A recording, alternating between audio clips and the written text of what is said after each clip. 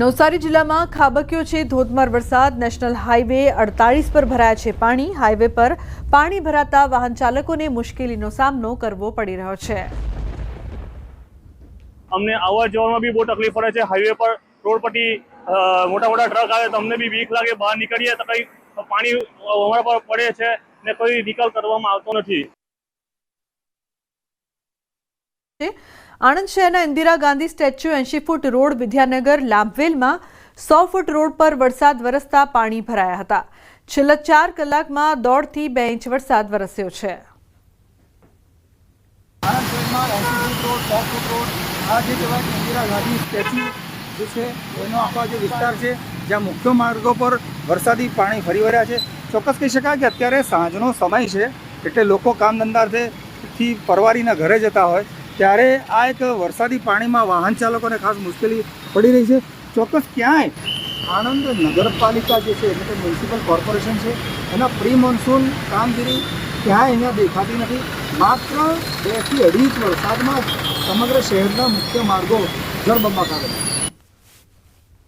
આ તરફ ખેડા જિલ્લામાં પણ મેઘમહેર થઈ છે। નડિયાદ સહિત મહેમદાબાદ, મહુધા, કઠલાલ, કપડવંજ, વસો, ખેડા, માતર સહિતના તાલુકાઓમાં વરસાદી માહોલ છવાયો છે।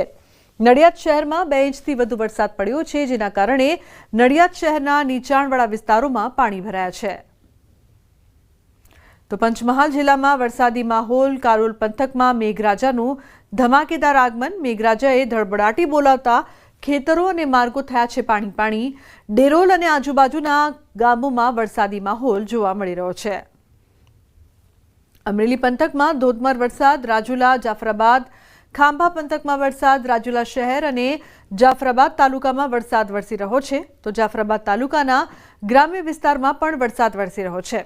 ખાંભા શહેર અને ગીર પંથકમાં વરસાદી માહોલ જામ્યો છે। ખાંભાના બોરાડા, હનુમાનપુર, તાલડા, ડેડાણ સહિતના વિસ્તારોમાં વરસાદ વરસી રહ્યો છે, તો ડેડાણના રોડ રસ્તા ઉપર વરસાદી પાણી ફરી વળ્યા છે।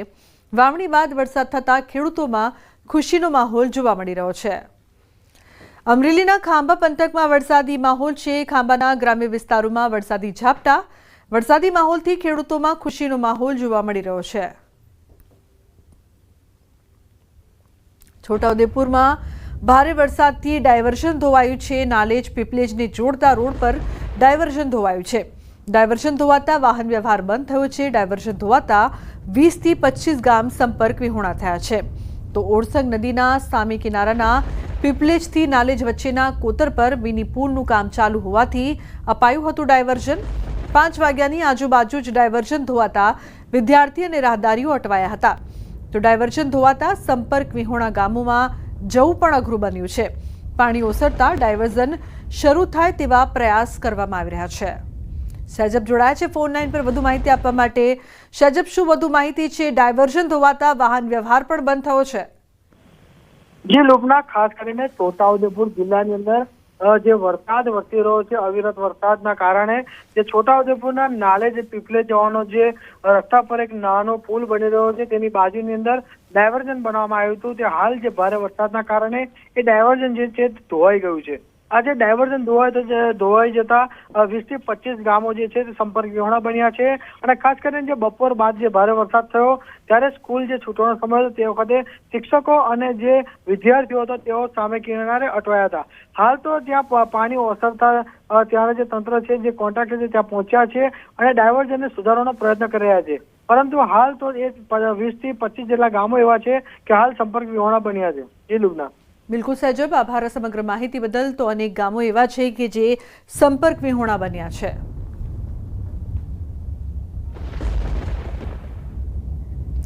છોટાઉદેપુરમાં વિકાસની વાતો વચ્ચે વરવી વાસ્તવિકતા। આદિવાસી પ્રસૂતાને બાળક જન્મ પહેલા દર્દ અને પછી પણ દર્દ। નસવાડીના ખેંદા ગામની સગર્ભા મહિલાને પડી ભારે હાલાકી। સગર્ભા મહિલાને જોડીમાં નાખી લઈ જવાઈ હતી હોસ્પિટલ। મહામુસીબતે પહોંચેલ સગર્ભા મહિલાએ આપ્યો હતો બાળકને જન્મ। બાળક જન્મ બાદ ઘરે પરત ફરતા પણ મહિલાને મુશ્કેલીઓ પડી। હોસ્પિટલમાં રજા આપ્યા બાદ ખિલખિલાટ ગાડી મહિલાને મૂકવા આવી હતી, તો ખરાબ રસ્તાના કારણે ગાડી ગામ સુધી ન પહોંચી શકી। મહિલાએ નવજાત સાથે 1 કિલોમીટર કાચા રસ્તે ચાલીને જવું પડ્યું। તો જે પ્રકારથી હાલાકી અહીં અપાર જોવા મળી રહી છે, કાચા રસ્તાના કારણે ગ્રામીણોને કયા પ્રકારની હાલાકી છે, પહેલા દ્રશ્યમાં આપ જોઈ શકો છો કે કઈ રીતે સગર્ભાને જોડીમાં લઈને જવું પડી રહ્યું છે અને બાળકના જન્મ બાદ પણ એ જ હાલાકી, બાળકના જન્મ બાદ પણ આ સગર્ભા જે છે કે તેને રસ્તેથી ચાલીને આવવું પડી રહ્યું છે, કારણ કે જે પ્રકારનો વિકાસ છોટાઉદેપુરમાં થઈ રહ્યો છે તે તંત્રએ જોવું જોઈએ પહેલાના અને પછીના પણ દ્રશ્યો।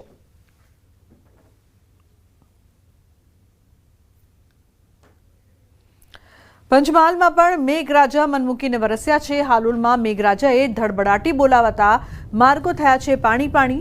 શાક માર્કેટ વિસ્તારમાં પાણી ભરાતા વેપારીઓ અને ગ્રાહકોને હાલાકી ભોગવવી પડી રહી છે। પવન સાથે આગમન ગણતરીની મિનિટોમાં જ પાણી ભરાયાના દ્રશ્યો સામે આવી રહ્યા છે। ઉલ્લેખનીય છે કે મેઘરાજા મન મૂકીને વરસ્યા। હાલોલમાં ધોધમાર વરસાદની વચ્ચે અનેક વિસ્તાર પાણી થયા હોય તેવા દ્રશ્યો અહીંયા જોવા મળી રહ્યા છે। તો રસ્તાઓ જાણે નદીમાં ફેરવાયા હોય તેવા દ્રશ્યો સામે આવ્યા છે।